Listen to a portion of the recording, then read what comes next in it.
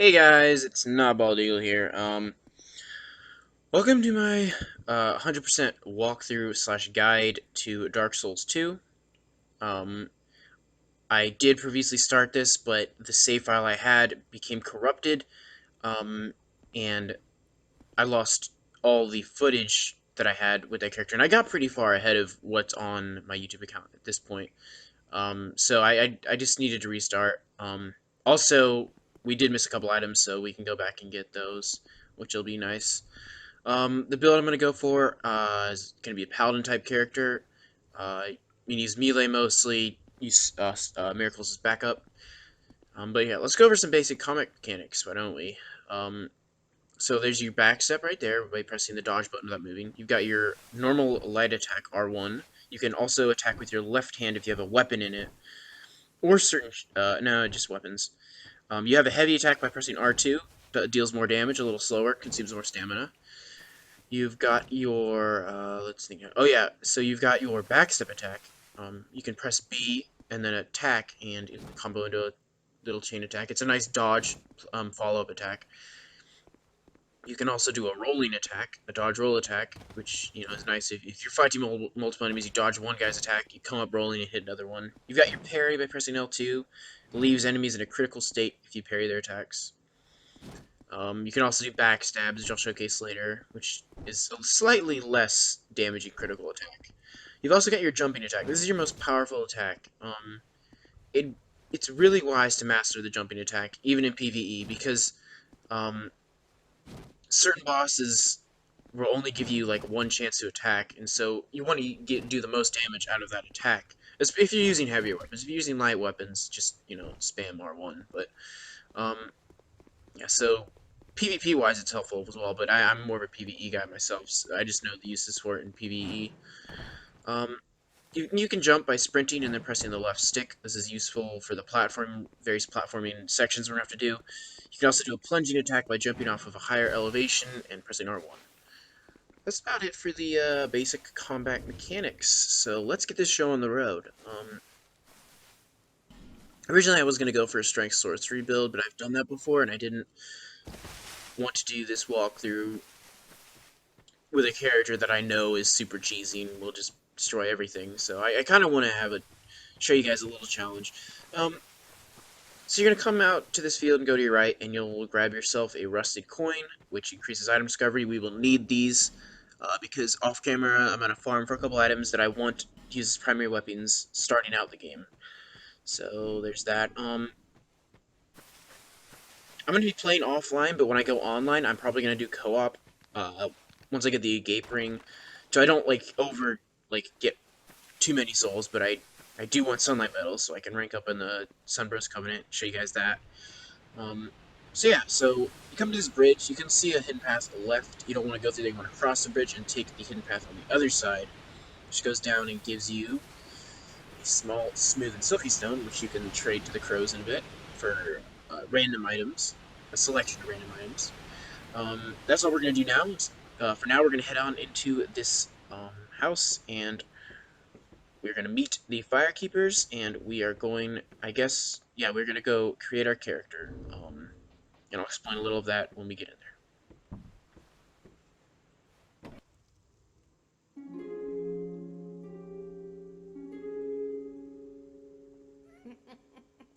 What seems to be the ruckus? Oh my, your face. The face of the curse. It's an undead. An undead has come to play. They all end up here. All the ones like you. You spoke to that kind old dear, didn't you?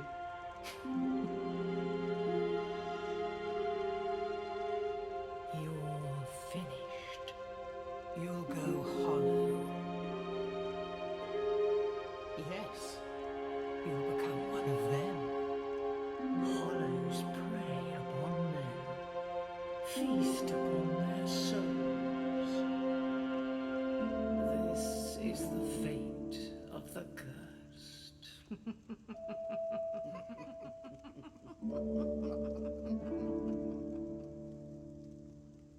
What is your name? So, I guess we're gonna go with Old Paladin, just because it's kind of the build I'm going for, and the character I'm creating, but we can't get the in there, unfortunately, so we're gonna have to just go with Old Paladin, but that's okay. You know, the name doesn't really matter. We're not gonna see it. PvP, I'm not gonna do much of, so it's not even, you know, that big a deal.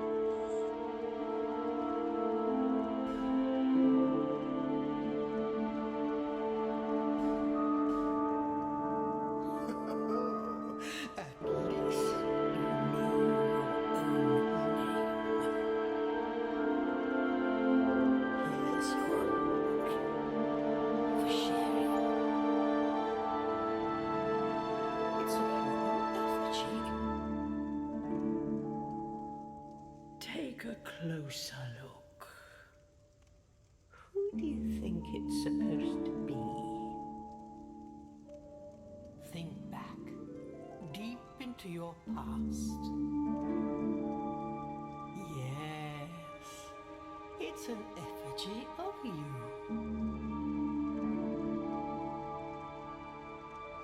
Alright, so let's start creating our character. Yeah, I don't really need to talk much about the actual customization. You can just choose what body type you want. Ripped, of course. It's a fantasy game. Would an old paladin be ripped? I guess so. Yeah, we'll go ripped.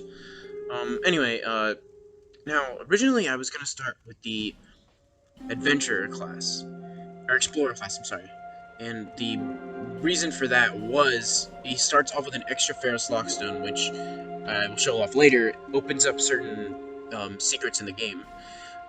But I figured out a way to adjust my planned path through the game just a tad bit to compensate for not starting off with an extra Ferris Lockstone. So I will still have what I need. Enough Ferris Lockstones when I need them, except for the Doors of Pharos, which I will do later in the game anyway. So instead, I'm going to start off with a cleric.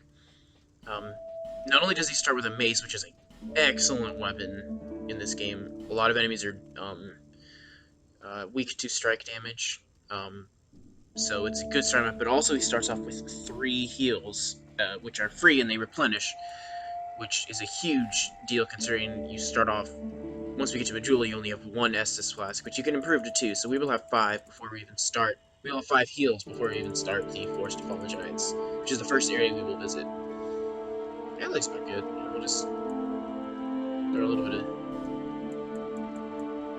nice beard on him, some nice hair, ripped body. He's an old man. He's ripped though. You know, he's done his share of push-ups in his day.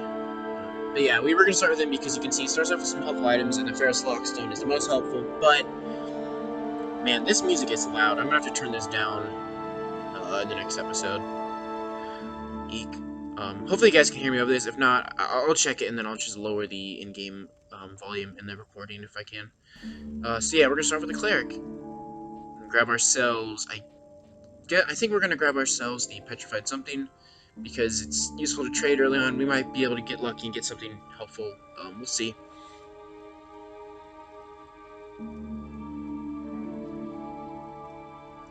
Yeah, petrified something. All right, so that's it. Let's go. All people come here for the same reason. To break the curse. You're no different, I should think. Doesn't stand a chance. Well, you never know.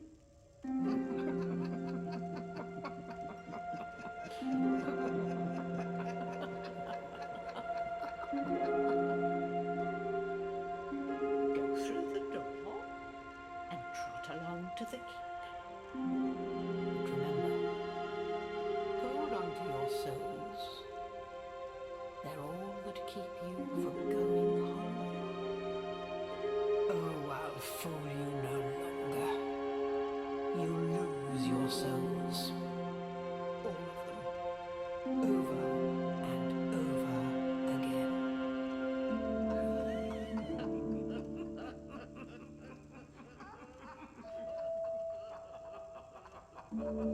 Alright. First thing we're gonna do, we're gonna head up. Oh, we're gonna talk to her. This is a limbo, a link between Drunk Lake and the outer world. Fair traveller, I know that you must have a story. Why else would you visit such a place? This lost, decayed kingdom. My name is Lilibeth, the old woman who wants fire keepers. I am here to look after them. It is what my mother did, and her mother before her, and so on. Yeah, let's turn this down. There we go. Alright.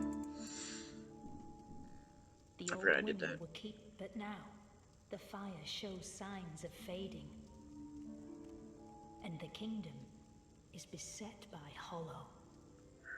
The old Okay. women are sisters. So we're gonna come up here and we're gonna open this chest and grab ourselves a human effigy. Human effigies restore your humanity if you die. As the lady was saying, the firekeeper down there in the cutscene, we are going hollow.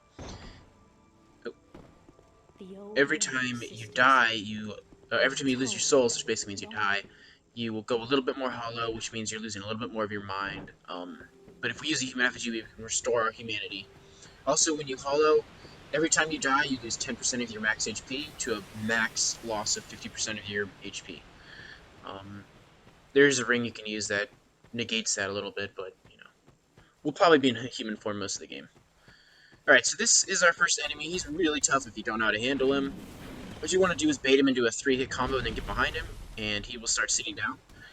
And if you just stay behind him and attack from behind him, he will continuously spam his, I guess, kind of like a Pac-Man butt stomp attack. Um, so you just want to stay behind him and attack him. The way it works is he sits down in the opposite direction of what side you're on. So if you're on his left side, as you can see, he sits down to the right. I'm not quite sure why. Maybe they thought this would be the best way to catch someone dodge rolling it, but either way, he poses little threat. So we finish him off. We grab ourselves the stone ring from his body, and he was guarding a gold pine puzzle. Wow, a gold pine resin. Excuse me. The cold pine resin applies lightning to your offhand, which is different enemies are weak to different elements. So you'll want to use the corresponding element. We got the stone ring, which reduces enemy poise. We're gonna put that on. It's actually a really powerful ring. We'll probably use it for quite a while until we get better rings to replace it. But yeah, that's about. I guess that's gonna be it for this episode. Nice little jump attack on over there. We're gonna go back through the Firekeeper's dwelling to the other side and light ourselves our first bonfire. Bonfire serves checkpoints. You rest, it replenishes your healing, it respawns all the enemies in the area. Um, but I guess that's about it for this episode. Thanks everybody for watching, and have a good day.